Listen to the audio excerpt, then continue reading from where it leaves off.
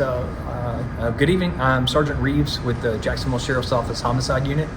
A little after 8:30 this evening, officers were dispatched to the 3200 block of Penny Lane Cove. And in that area, they were dispatched because an individual had been shot. The Jacksonville Fire and Rescue Department responded to the scene as well. And unfortunately, they pronounced the individual deceased. It is an adult male. There was an argument that ensued sometime earlier today, and the police had been called out. And then sometime later, it appears, from what we understand so far, one of those individuals returned back to this area. Homicide detectives are currently on scene and working that scene along with the medical examiner's office. We do have individuals that are in custody that we are conducting interviews with, trying to determine, I should say, their involvement. Right now, it appears that we have several, whether they were eyewitnesses or ear witnesses, and everyone is cooperating with the police. And again, the individual who is deceased is an adult male.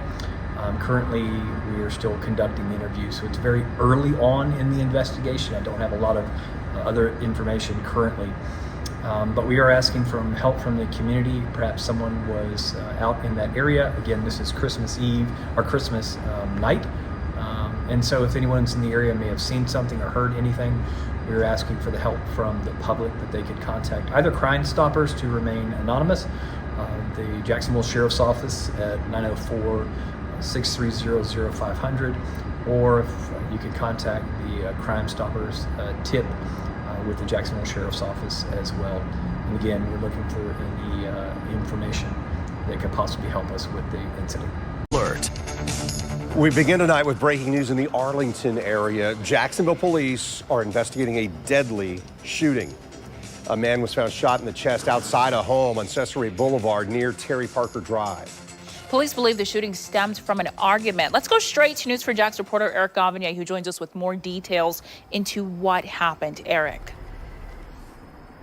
Well, Brianna, just moments ago, I spoke with a nearby neighbor who says that earlier today, she heard 3 distinctive gunshots. In fact, she said it was her and her next door neighbor. They heard 3 distinctive gunshots. She said before she knew it, there were a ton of police out here. And she says in the general area where I am standing on Cesery Boulevard is where she saw the bulk of that investigation. In fact, if we can swing the camera right there, you'll notice right there in the street, there is a arrow. It's an orange arrow, that marker there. We see that marker at pretty much every homicide investigation. That lets us know that we are in the general area of where that homicide took place. Now, detectives say that just before 3 this afternoon, patrol officers were called to Cesery Boulevard near Terry Parker Drive to investigate reports of gunfire. When they arrived, they found a man in his 30s suffering from gunshot wounds to his upper chest. Now, although he was rushed to the hospital, police say he died from his injuries. Detectives say before the shooting, there was a fight at a nearby location that carried over to this location